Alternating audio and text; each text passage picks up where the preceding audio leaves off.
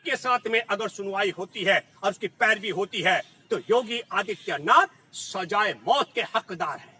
तो दूसरी बात, तड़ी पार रह चुके गृह मंत्री और मुख्यमंत्री की कुर्सी पर जो व्यक्ति है उस पर दर्ज जो मामले हैं आपराधिक, उनमें सजाए मौत का भी गुंजाइश है। उससे पहले इनकी कॉन्स्टिट्यूंसी में इनके गुंडों ने एक नेपाली मूल के नागरिक को नंगा किया, उसके सर पर जय श्री राम लिखवाया और तड़ी पार को सजा सुना सकते थे जस्टिस लोया को निपटाने वाले। अदालत में बैठे जजों की नीयत पर भी मुझे शक और शंका हो रही है। 56 इंच का सीना नकली, जिसकी डिग्री नकली, जिसकी राष्ट्रीयता नकली, जिसका मैं कहता हूं अखंड भारत की बात नकली, जिसकी देशभक्ति नकली, क्योंकि चीन के साथ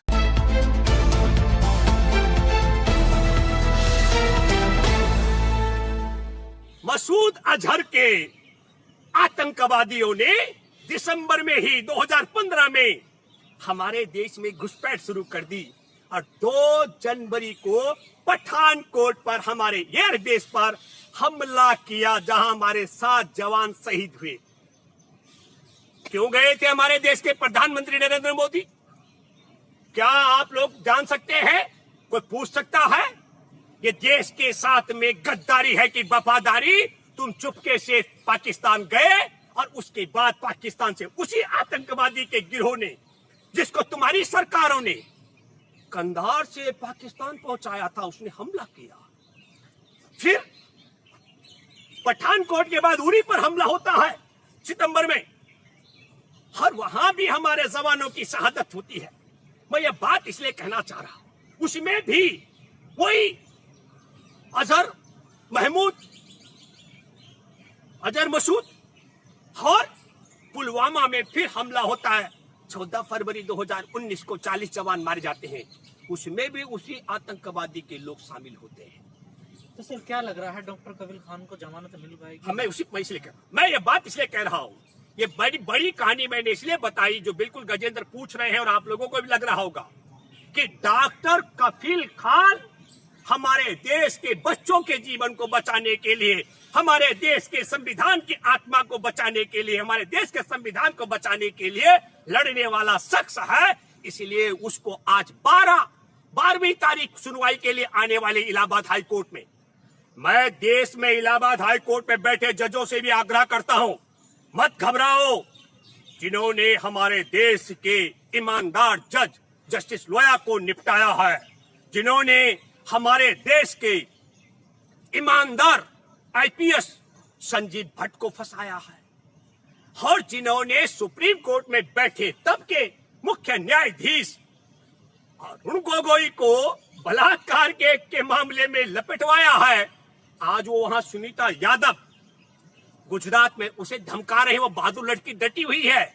मैं जजों से आग्रह करना चाहता हूं, उससे प्रेरणा लो, उस बहादुर बालिका से जो डटी हुई है और डट करके हमारे देश के अंदर बहादुरी के साथ लड़ रही है।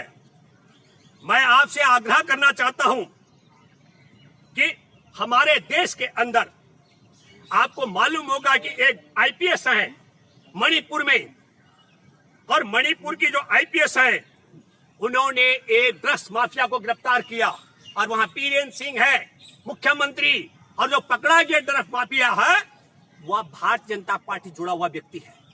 तो एक तरफ ये ड्रग्स का सप्लाई कर रहे हैं, दूसरी तरफ भारत की जमीन को चीन की बता रहे हैं, तीसरी तरफ पाकिस्तान में जिन आतंकवादियों को भेजा उनके साथ शौर्य डोभाल के पार्टनर के माध्यम से डील करके समय समय पर भारत में आतंकी हमले कराए जा रहे हैं, और हमारे देश में डॉक्टर कफील खान जैसे निर्दोष लोग झूठे मामलों में फंसाए जा रहे हैं। मैं जजों से आग्रह करना चाहता हूं कि वो बहादुर आईपीएस जो मणिपुर में पूरी सरकार के खिलाफ, व्यवस्था के खिलाफ लड़ रही है, वो सुनीता यादव जो लड़ रही है गुजरात की व्यवस्था के खिलाफ, और डॉक्टर कफील खान जो लड़ रहे हैं मथुरा जेल में, इनसे सबक लो। और मैं गुजारिश करता हूं आप सबों से कि अब की जो सुनवाई है हमारे देश के संविधान की, हमारे देश के अदालत की मर्यादा और उस खास करके जजों के सम्मान को ध्यान में रखते हुए निर्दोष डॉक्टर कफील खान को आप सब रिहा करेंगे,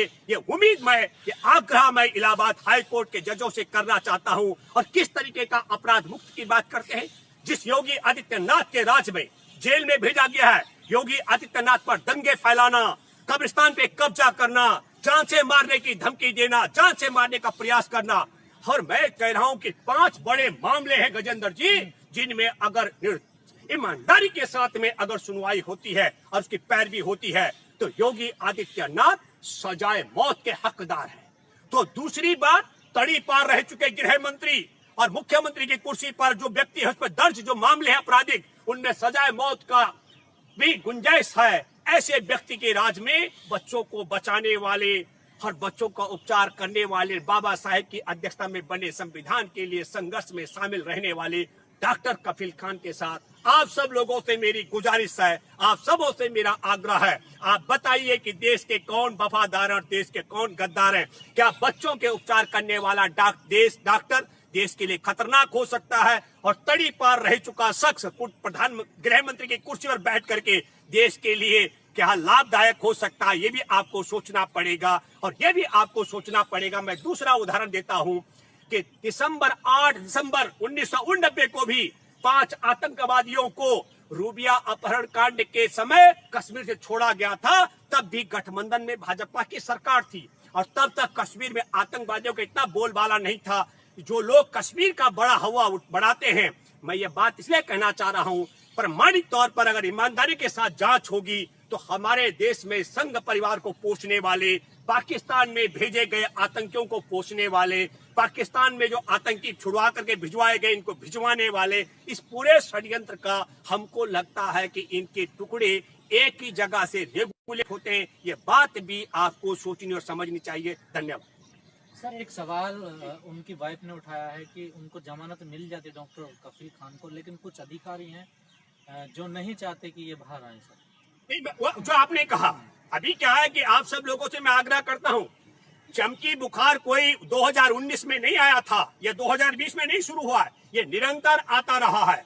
और डॉक्टर कफील खान इस समय अगर जेल से बाहर होते तो मेरी उनके साथ बात हुई थी और डॉक्टर कफील खान इस समय अपनी बहुत बड़ी टीम को लेकर देश और दुनिया के मित्रों की मदद से वो बिहार में चमकी बुखार से पीड़ित बच्चों का उपचार करने के जाने की तैयारी कर रहे थे। और अगर डॉक्टर कफील खान वहां पहुंचते बच्चों के बीच में, और बिहार में चुनाव है और बिहार में चुनाव है, डॉक्टर कफील खान इलाज करने जाते तो नीतीश सरकार की पोल पट्टी खुलती कि नहीं खुलती। मैं आपको एक बात और बताना चाहता हूं, जो आपका सवाल है।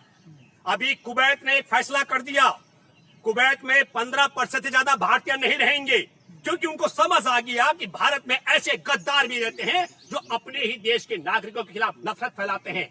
और उसकी परिणति ये होने वाली है, 8 लाख भारतीय जो कमाई करके कुवैत से भारत भेज रहे थे, उनको कुवैत वापस भेजने वाला है।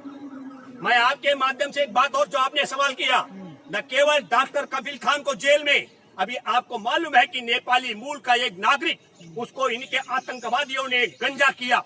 बनारस में प्रधानमंत्री की कॉन्स्टिट्यूंसी में प्रधानमंत्री जाने वाले हैं राम मंदिर के निर्माण के शिलान्यास की पूजा के लिए, और उससे पहले इनकी कॉन्स्टिट्यूंसी में इनके गुंडों ने एक नेपाली मूल के नागरिक को नंगा किया, उसके सर पर जय श्री राम लिखवाया।